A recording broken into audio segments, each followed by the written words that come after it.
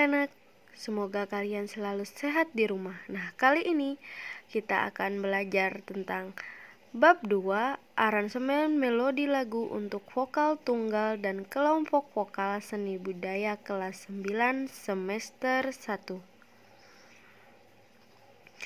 Kompetensi dasar dalam pembelajaran ini yang pertama, memahami teknik pengembangan ornamentasi melodi dan ritmis lagu dalam bentuk vokal solo dan tunggal, memahami teknik pengembangan ornamentasi melodi maupun ritmis lagu dalam bentuk kelompok, mengembangkan ornamentasi ritmis maupun melodis lagu dalam bentuk vokal solo atau tunggal, yang terakhir mengembangkan ornamentasi ritmis maupun melodis lagu dalam bentuk kelompok vokal. Nah, menyanyikan lagu secara solo atau tunggal. Menyanyikan lagu secara solo dalam dunia musik adalah penyanyi yang menyanyikan seorang diri dengan iringan musik di belakang supaya lagu yang dinyanyikan tidak terasa gundul. Jenis penampilan vokal solo atau tunggal. Seni merupakan sebuah ilmu yang karya dapat dengan mudah dijumpai di masyarakat dan telah masuk menjadi bagian pelengkap kehidupan bermasyarakat. Berbagai karya seni telah tercipta dan menunjukkan kehidupan manusia dari berbagai macam cabang seni. Di antara semua cabang-cabang seni, seni musik merupakan salah satu cabang yang paling berkembang dan memiliki banyak peminatnya. Fungsi seni musik diantaranya sebagai sarana hiburan, sarana ekspresi hati dari para pencintanya, sarana terapi, dan sebagai pengiring seni pertunjukan lainnya. Dalam proses pembelajaran dunia seni musik secara mendalam, maka bukan hanya mengetahui dan menghafal pengertian seni musik, namun juga harus mengetahui berbagai macam hal yang berkaitan dengan seni musik, mulai dari unsur pembentukannya, cabang maupun jenisnya. Yang kedua, materi vokal. Musik vokal secara pengertian dapat diartikan sebagai musik yang berasal dari suara manusia, yang dapat diperoleh dari seorang penyanyi maupun sekelompok orang tanpa adanya suara pengiring atau pendukung lainnya. Dalam karya yang dihasilkan oleh musik vokal sangat bergantung dari jenis vokal yang dimiliki. Yang pertama, timbre, disebut tone, color atau warna suara. Yang kedua, suara manusia. Pembagian jenis suara manusia ditentukan berdasarkan jangkauan nada yang mampu dicapai. Ada orang yang dapat mencapai nada tinggi, tetapi ada pula yang hanya mampu menjangkau nada-nada rendah sampai sedang.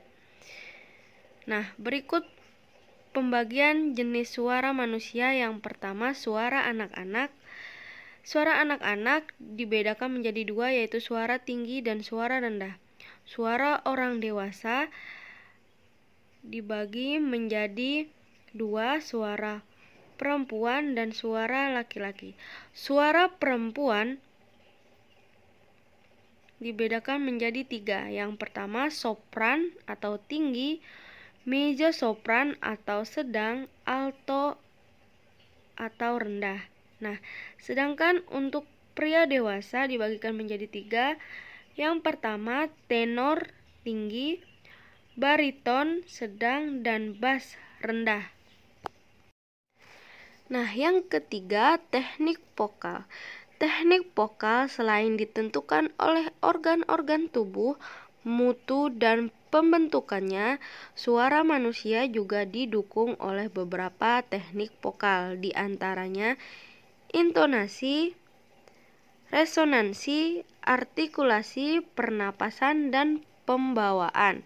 Nah, intonasi merupakan salah satu latihan dasar yang penting bagi seorang penyanyi, karena tanpa pembenahan intonasi atau ketepatan bunyi tiap nada, suara yang dihasilkan menjadi sumbang dan tidak merdu. Yang kedua, artikulasi adalah cara pengucapan kata-kata dalam menyanyi agar pesan lagu dapat dimengerti dan dipahami pendengar. Yang ketiga, resonansi.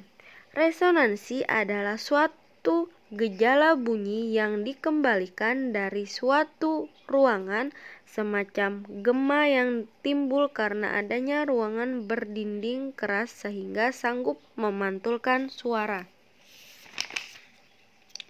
Pernapasan.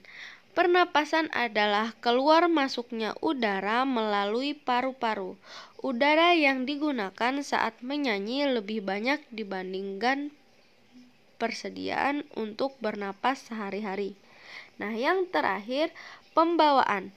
Salah satu keberhasilan seorang penyanyi dalam membawakan sebuah lagu adalah ketepatan dalam menginterpretasi sebuah karya musik atau lagu. Yang keempat, penampilan.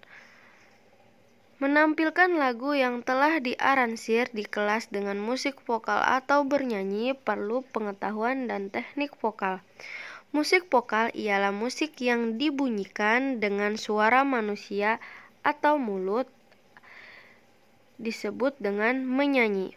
Vokalis atau penyanyi yang baik dalam menyanyikan lagu mendengaran pembentukan suara, lafal atau ucapan, pembawaan lagu, sikap dalam bernyanyi, dan kondisi tubuh yang prima. Dasar latihan vokal berusaha agar menjadikan semua bunyi menjadi huruf-huruf hidup.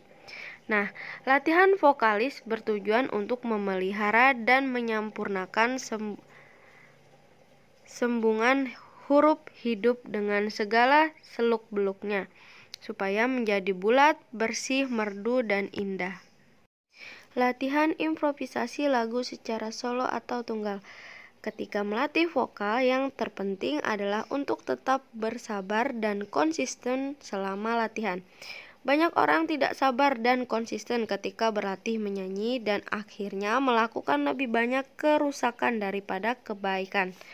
Nah, berikut adalah hal yang harus dihindari saat melatih vokal. Yang pertama, oversinging adalah suatu kegiatan menyanyi yang terlalu banyak selama jumlah waktu tertentu.